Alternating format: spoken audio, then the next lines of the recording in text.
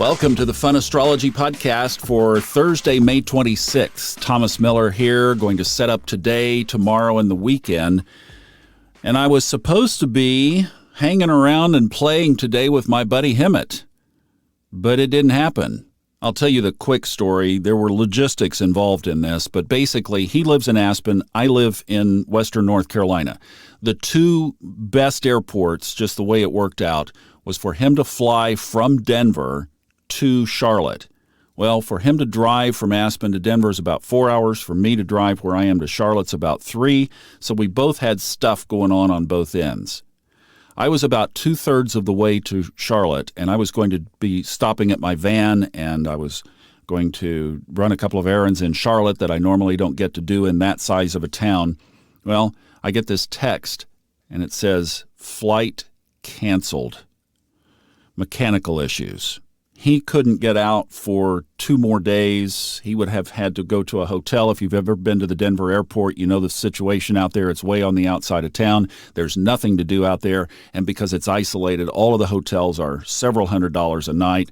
It just didn't make any sense. Plus, I've said on here before, Hemant is the prototypical Taurian. And you don't ask a Taurian to sit in a hotel for 2 days. Especially, he's not like me. I'd have a computer. I'd be like, 2 days, really? Quiet? Are you kidding? Where? But that's not Hemant. He's grounded. He wants his kitchen. He wants his stuff. He does body work on people, so he can call people and let them know. He probably can make some money over the weekend. I mean, just the whole thing. It just dominoed. So we very groundedly decided to set it aside. And I thought about this related to the chart. Okay, Mercury's in retrograde, yes, but, and this is the point that I want to set up. Should I tell you the configurations for the next 3 days and then we'll come back to this point? Yes, let's do that. Because there aren't many. Basically, none today. Nothing changes today. In fact, if you set this chart up and you go click, click, click, click over the next 4 or 5 days, not much moves.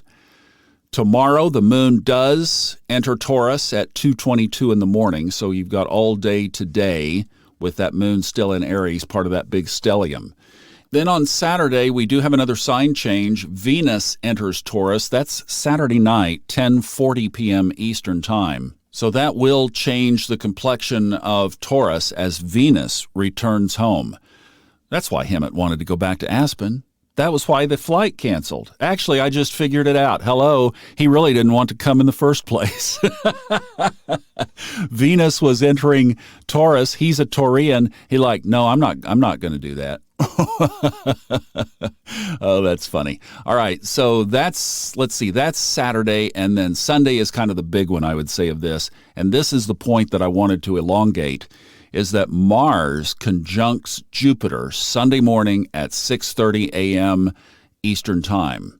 Then the moon that afternoon enters Gemini. Probably also significant, especially around that fire Mars-Jupiter conjunction, that we have the moon moving into air, Gemini air. So this Mars-Jupiter conjunction in Aries, of course, which Mars rules.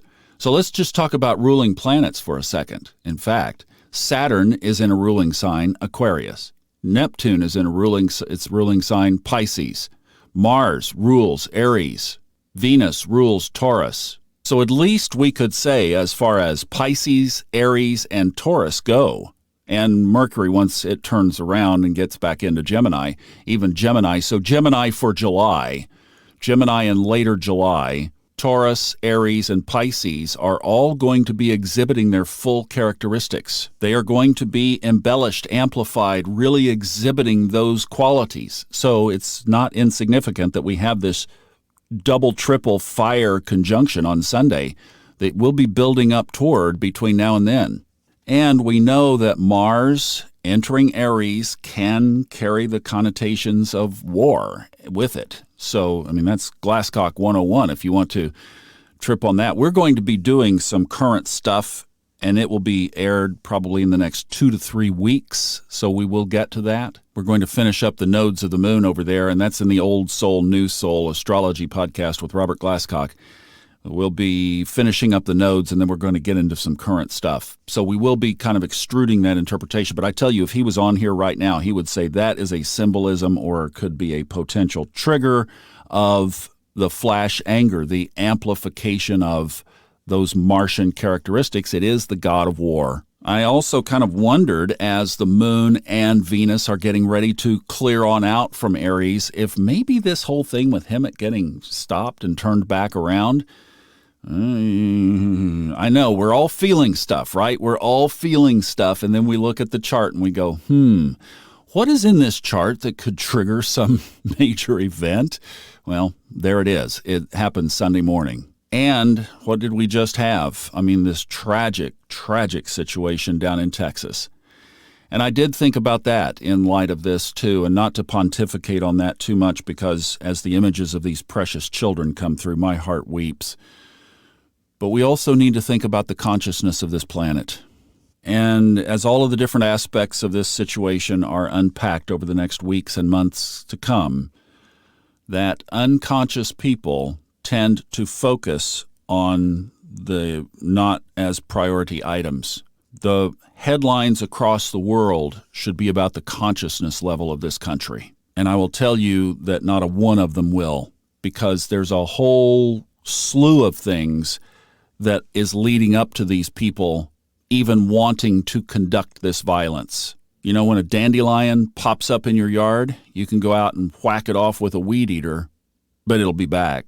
Or you can get rid of it from the roots. And this is where you can tell that our society is not ready yet. We're not there yet, because nobody will be talking about the roots. Nobody will be talking about all of the contributing factors to this, or the fact that society allows this. And when you get a trigger like Mars moving into Aries, and that's sitting there smoldering, you've got the moon, Mars, Jupiter all sitting there, it's a flashbox. It's like lighting a match and dropping it onto a Colorado prairie in the middle of August. You're going to have a fire. So that's the deal. I mean, that's the aspect that we're under. We've been under it for the week. Yes, the situation in Texas, and I would just say keep your eyes peeled.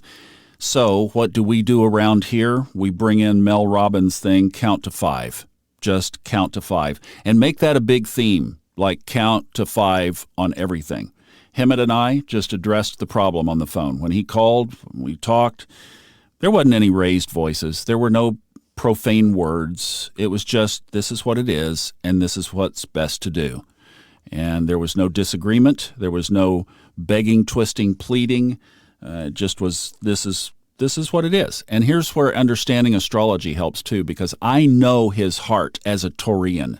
I knew instantly when he was standing in the airport dealing with that situation, and nobody likes dealing with that. He'd been in a long line to get up to the counter to blah, blah, blah. He wanted to be home. Now, if that boy was a Sag, we would have been scraping up points to get a hotel room somewhere. But no, that wasn't the case.